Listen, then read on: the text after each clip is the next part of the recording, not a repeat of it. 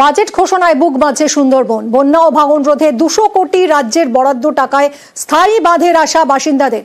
ফি বছর বিপর্যয়ে ক্ষতি হয় সুন্দরবনের নদী বাঁধে। বরাদ্দের পর দ্রুত শুরু হবে বাঁধ মেরামতির কাজ, আশাবাদী সুন্দরবনের মানুষ। নদী বাঁধ দিনের পর দিন প্রত্যেকটা বছর 20 ফুট 30 ফুট করে ভেঙে নদীতে চলে যাচ্ছে। আজকে আপনারা নিঃস্ব হয়ে গেছে। আমরা একেবারে নিঃস্ব হয়ে গেছি। আমাদের 1-1.5 বিঘা করে যে চাষ হতে বাইরে আজকে নেই, সে নদী বাঁধ নাই। এখান থেকে ট্রলারটা ঘোরান দেখবেন, ওই ট্রলার অবধি নদী বাঁধ, ওইখানে নদী বাঁধ ছিল, তারপরে পুকুর ছিল, তারপরে চাষ। আমরা বেঁচে যাবো আশা করি।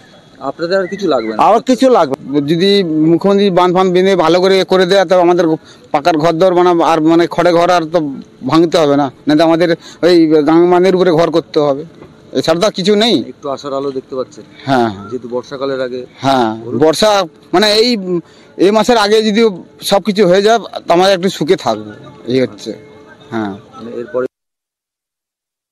আবারও আসছে বর্ষাকাল, আর এই বর্ষাকাল এলে রাতের ঘুম ওড়ে নদী পাড়ের বাসিন্দাদের। রাজ্য বাজেটে বাঁধ মেরামতি করার জন্য 200 কোটি টাকা বরাদ্দ করার পর কিছুটা হলেও আশার আলো দেখছে উপকূলীয় এলাকার নদী পাড়ের বাসিন্দাদের মানুষজনেরা। তারা ভাবছে এবারে হয়তো তারা স্থায়ী ঠিকানা পাবে, বারে তারা অন্যত্র সরে যেতে হবে না। নামখানা থেকে বিশ্বজিৎ হালদার, নিউজ 18 বাংলা। বাজেট বরাদ্দে পাকা বাঁধ তৈরি হবে, আশাবাদী সুন্দরবন নদী বাঁধ এবং জীবন জীবিকা রক্ষা কমিটি।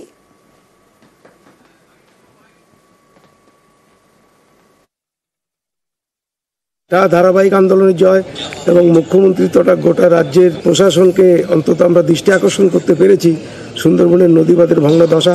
আজকে তারা 200 কোটি টাকা বরাদ্দ করেছেন। আমরা বলি আন্দোলন ধারাবাহিক চালালে আরও তারা বরাদ্দ করবেন, যাতে সুন্দরবনের নদী বাঁধগুলো কমপ্লিট হয়। এবং সাথে সাথে কেন্দ্র সরকারকে আমরা জানাচ্ছি, কেন্দ্র সরকারের যৌথ তালিকাভুক্ত তারাও উপযুক্ত পরিমাণ টাকা এখানে বরাদ্দ করুন।